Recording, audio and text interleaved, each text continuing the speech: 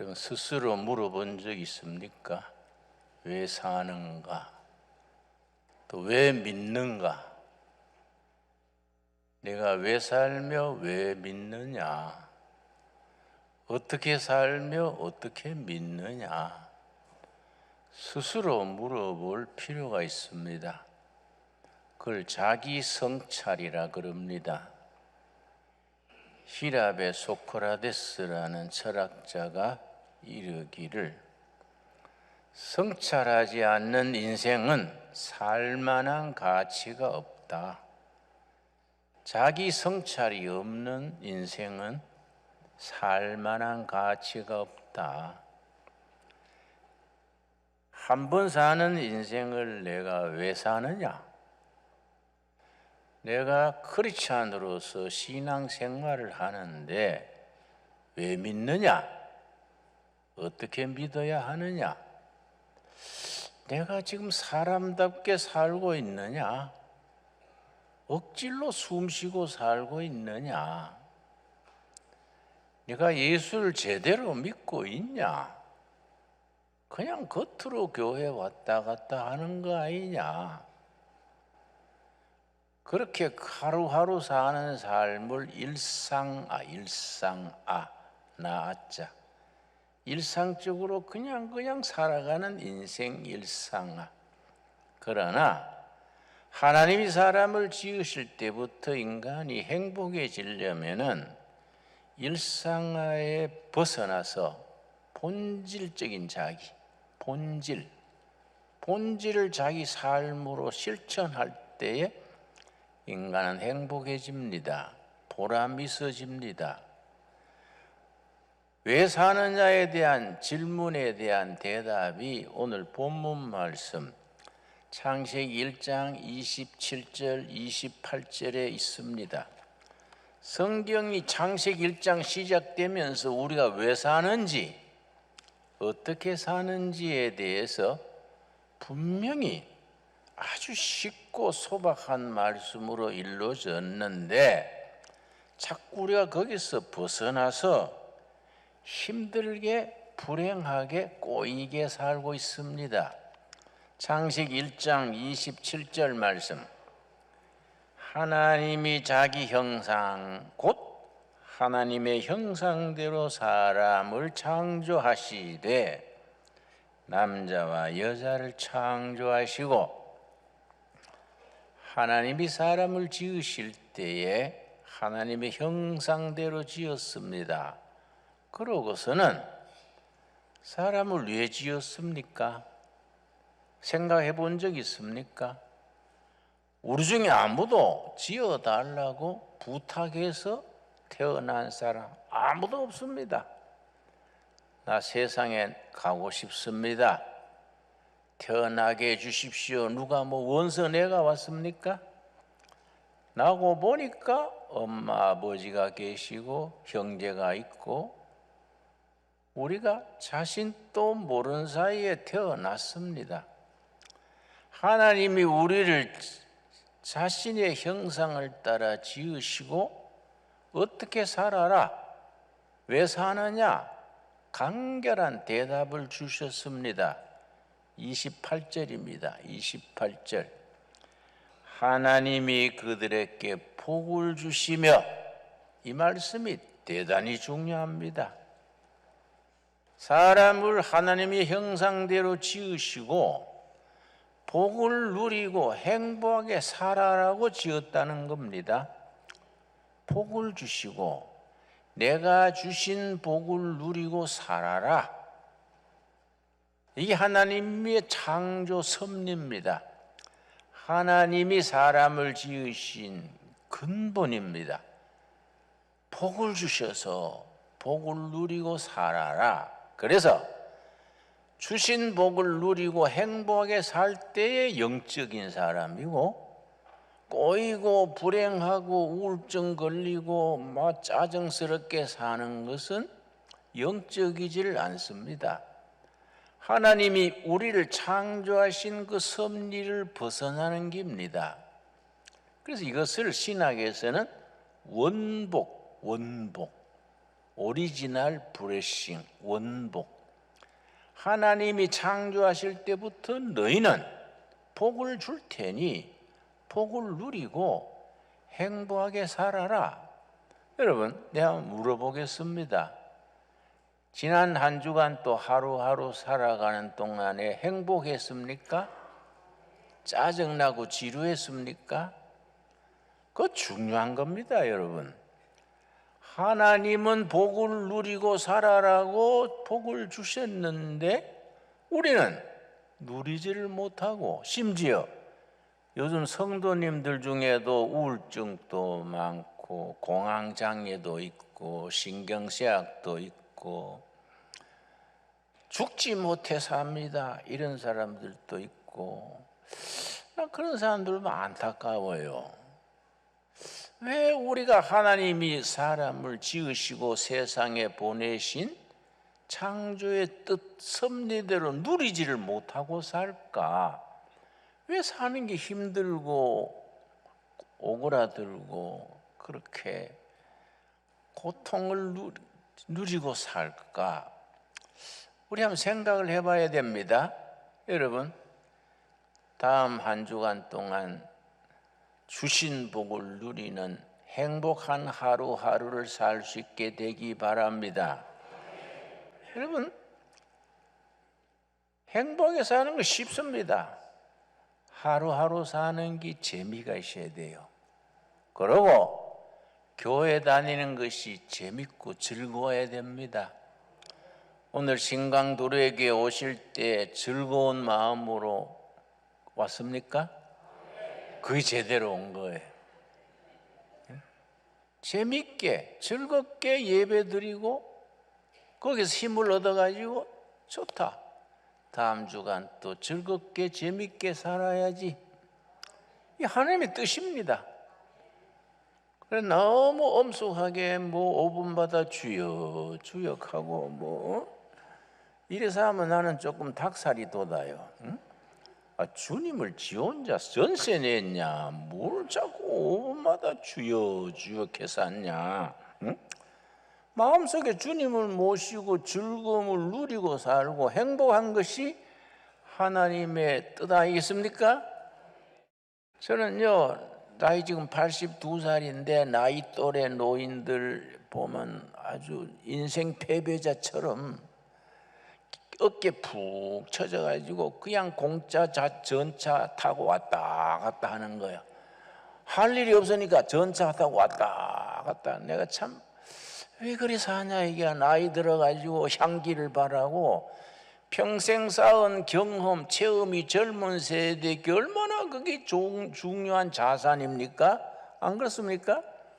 그걸 젊은이들을 위해서, 후배들을 위해서 영향을 끼치고 보람되게 살아야지. 나는 그래서 노인들 보면은 그래 살지 말고 산에 가서 꽃도 키우고 새도 기르고 재밌게 즐겁게 살면서 하나님을 찬양해야지 그렇게 우거지상을 하고 살지 마십시오. 그래서 이 창세기 1장 28절이 굉장히 중요합니다. 28절 다시 읽겠습니다. 하나님이 그들에게 뭡니까? 복을 주시며 하나님이 그들에게 이르시되 생육하고 번성하여 땅에 충만하라. 땅을 정복하라. 바다의 물고기와 하늘의 새와 땅에 움직이는 모든 생물을 다스리라. 다스리라, 거기에 줄을 칩시다. 다스리라. 히브리어로 라다입니다. 라다. 다스리라는데 관리한다, 경영한다, 보존한다. 하나님이 지으신 새와 곤충과 꽃과 나무를 다스리라는 겁니다. 라다 하라. 그러니까 여러분, 하나님이 지으신 산천초목 새 한 마리도 우리가 섬기고 다스릴 대상이지요. 여러분, 나는 둘의 수도원 뒷산에 자주 도는데 내가 좋아하는 것 중에 하나가 새소리 듣는 겁니다. 산 높이에 따라 새소리가 달라요. 산 위도에 따라서 새소리가 달라요. 그걸 새소리 듣는 게 즐겁고요. 새소리 따라 옆에는 개울물 소리가 들려요. 여러분 한번 연습해 보십시오. 개울물 소리 절절절 흐르지요? 신기합니다. 1시간, 2시간 들어도 지루하지 않아요. 개울물 소리 자체가 치유하는 능력이 있습니다. 힐링 파워가 있어요. 새소리가 우리 마음에 평화를 줍니다. 한국산이 좋은 거는 새소리, 개울물 소리, 그 온갖 나무들, 꽃들 갖가지 있습니다. 일본산과 우리 산이 다른지 뭔지 아십니까? 일본산에는요, 뭐 니키다 소나무입니까? 그것만 쫙 찼어요. 나무가 한 종류가 꽉 찼습니다. 한국은 뭐이 다른지 압니까? 가지각색 나무들이 다 자기 자랑하는 거야. 단풍나무, 오동나무, 모선나무. 전 세계에서 한국산이 가장 나무들이 다양합니다. 그러고 새소리도 그렇게 아름답고 다양합니다. 그런데 우리 조상들이 하도 한많은 인생을 살아서 새소리를 뭐라고 표현했습니까? 새가 운다. 왜 웁니까? 노래하는데. 새가 노래하는데 왜 운다고 했습니까? 자기가 우니까 새가 운다는 거예요. 그렇지 않습니까? 그 영어로는 bird sing, 새가 노래하는데 우리는 새가 운다. 그 말 자체가 우리의 한많은 삶을 말해주는 거지요. 우리 이제 말을 고칩시다. 새가 노래한다. 에? 그럼 마누라가 잔소리해도 마누라가 노래한다. My wife sings. 할렐루야. 한번 연습해 봅시다. 예? 여러분, 삶의 사고방식을 바꿔야 돼요. 행복하게 살라고 사는 겁니다. 아멘 하시지요? 울적하게 짜증나게 사는 것은 신앙적이 아닙니다. 왜 사느냐? 행복하게 살라고 사는 겁니다. 예수를 왜 믿느냐? 즐겁고 재밌고 행복하려고 예수 믿는 겁니다. 여러분 이해 갑니까? 하나님은 그걸 기뻐하시는 겁니다. 그걸 기뻐하는데 우리가 하나님의 뜻을 잊어버리는 거이지요. 여러분, 첫째는 사는 게 재미가 있고 즐거워야 되고, 두 번째로 그냥 즐겁기만 하고 살면 그건 깊이가 없으면 안 되지요. 그래서 우리가 사는 것이 의미가 있어야 됩니다. 요한복음 1장 1절 보겠습니다. 요한복음 1장 1절 아주 깊이 있는 말씀입니다. 요한복음 1장 1절 말씀. 요한복음 1장 1절 태초에 말씀이 계시니라. 이 말씀이 하나님과 함께 계셨으니 이 말씀은 곧 하나님이시니라. 태초에 말씀이 계시니라. 태초는 아르케, 헬라어로 아르케, 맨 기초, 맨 시작에 말씀을 로고스입니다. 로고스. 아르케, 태초에 기초에 말씀이 계셨다는데 로고스가 헬라어에는 의미가 세 가지입니다. 본래는 두 가지를 했는데 성경에 들어오면서 말씀이 붙은 거지요. 로고스는 진리입니다. 진리. 태초에 진리가 있었느니라. 두 번째 의미입니다. 의미. 삶의 의미. 그런데 이 복음으로 들어오면서 말씀으로 성화가 된 거지요. 복음의 어로 바뀐 거지요. 태초에 진리가 있었느니라. 태초에 의미가 있었느니라. 태초에 말씀이 계셨느니라. 여러분, 사는 것에 대한 의미를 깨달아야 되지요. 여러분, 우리가 하나님이 나를 왜 세상에 보내셨는가? 내가 뭘 하고 오도록 하나님이 원하시는가? 그걸 주어진 미션, 사명이라 그럽니다. 여러분, 하나님을 섬기며 기쁨을 누리며 행복하게 살도록 의미를 가지고 살게 하셨습니다. 여러분, 빅터 프랭클이라는 그 유대인이 2차 대전 때 히틀러 아우슈비츠 수용소에 수용이 됐습니다. 대학교 때 심리학을 공부한 사람인데 히틀러 수용소에 수용이 됐다가 마지막까지 살아나온 사람입니다. 그 사람이 수용소에 있을 때에 수기를 쓴 것이 죽음의 수용소에서 세계적인 베스트셀러입니다. 빅터 프랭클 박사의 죽음의 수용소에서. 그분이 뭐라고 썼냐면은 그 막 죽어나가는 수용소에서 아주 근육이 튼튼하고 미스터 코리아 같은 그런 사람 보고 딴 사람 다 죽어도 저 사람은 살아나겠구나 싶었는데 이외로 그 사람이 빨리 허물어지는 거예요. 어떤 사람은 막 눈동자가 팽팽 돌고 재치 있고 막 요리조리 빠지면서 막 먹는 것도 구해오고 하던 사람 보고 다 죽어도 저 사람은 살아남겠네 했는데 그 사람이 빨리 죽어버려요. 그런데 아이고 저런 사람은 몇 달 못 견디겠구나 했는데 마지막까지 살아남는 겁니다.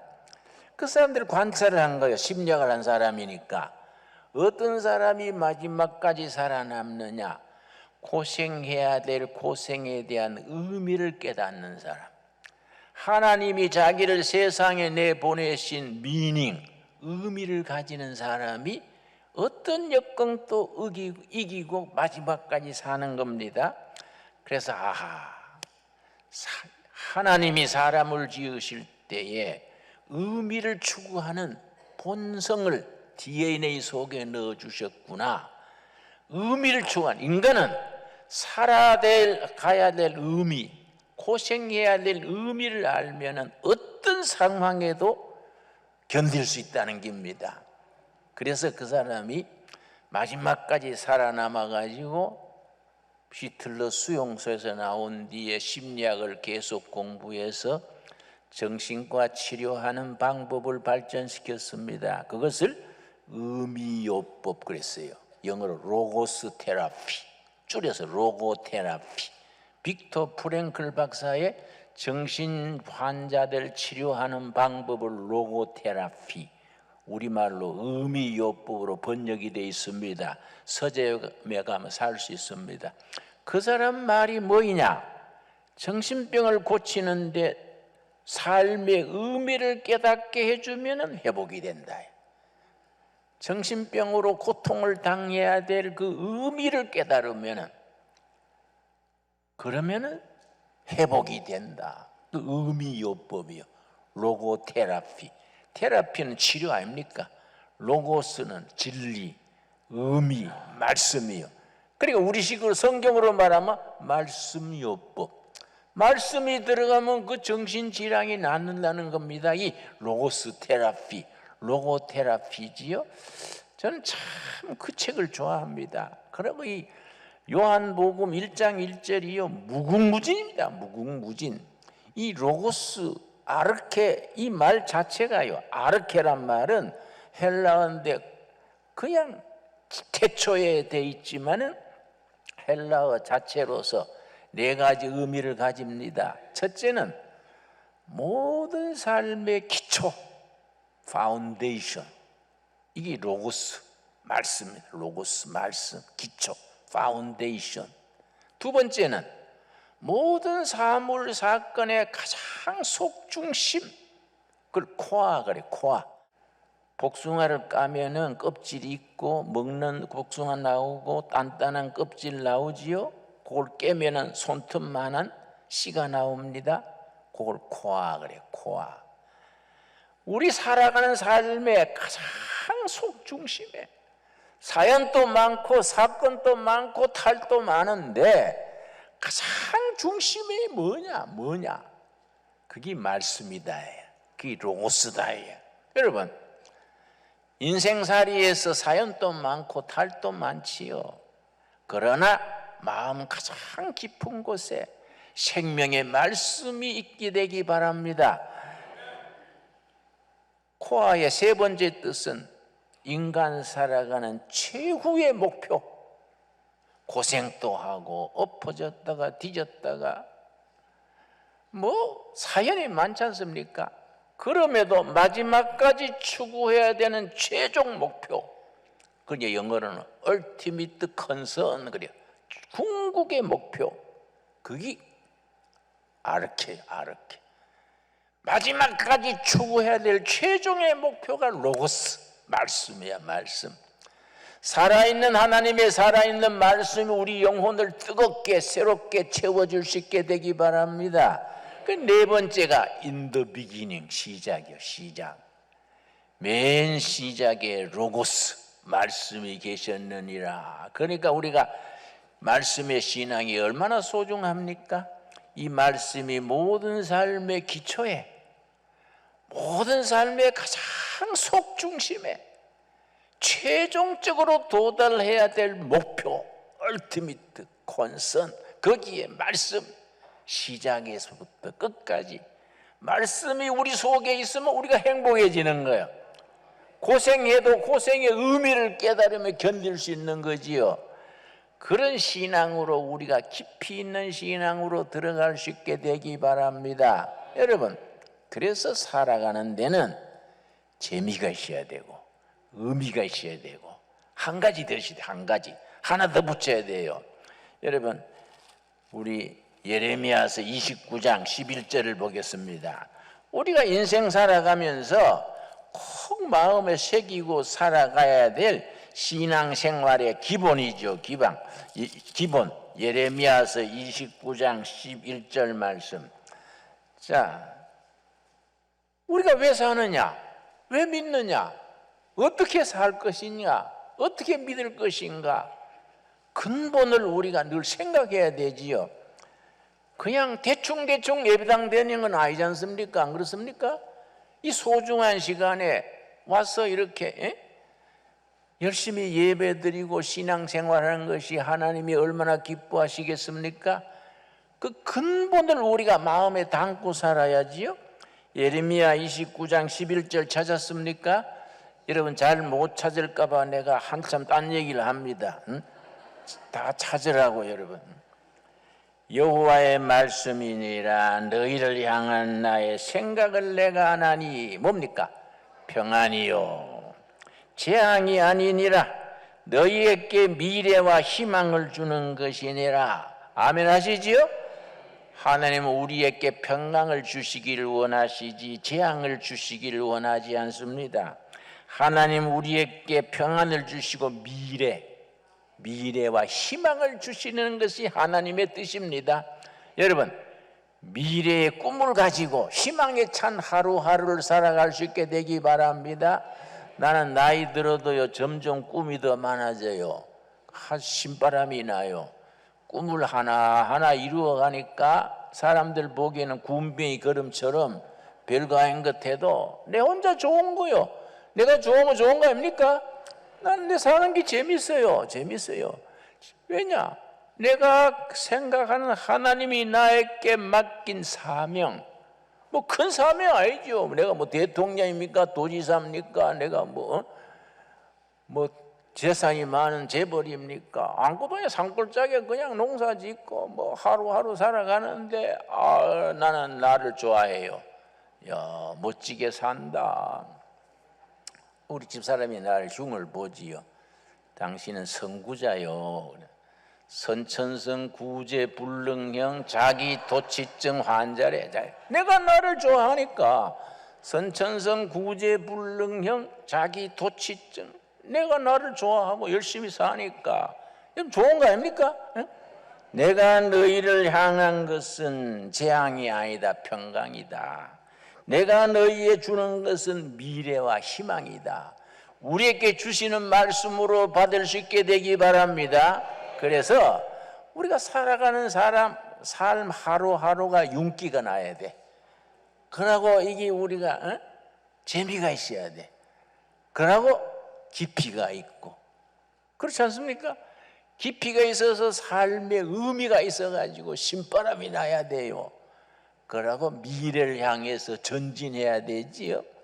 신앙인들은 지난 날은 허물도 상처도 다 십자가 밑에 묻어놓고 하나님과 함께 열심히 살면서 내일을 향해서 전진하는 겁니다. 재미와 의미와 미래, 여러분 마음에 꼭 새깁시다. 여러분 아멘 했는데 예배당 나서면서 잊어버려요. 응? 그러지 말고 아멘 했는 걸 이 마음에 지니고 누가 뭐라 그래도 우리 멋으로. 왜냐? 하나님이 인정해 주는 거 아닙니까? 안 그렇습니까? 하나님이 우리에게 미래를 주시고 희망을 주시고 평안을 주시는데 뭐 지가 않기 나를 우습게 봐? 응? 오늘 하나님의 직계인데, 직계. 얼마나 감사합니까? 다음 한 주간 우리가 신명나게 재밌게 의미 있게 그러고 내일을 향해서 전진하는 한 주간 될 수 있기 바랍니다. 이 프로그램은 여러분의 미디어 선교 후원으로 제작되었습니다. 선교는 사명, 후원은 동역. 당신도 복음을 전할 수 있습니다. 선교 후원 02-6333-1003번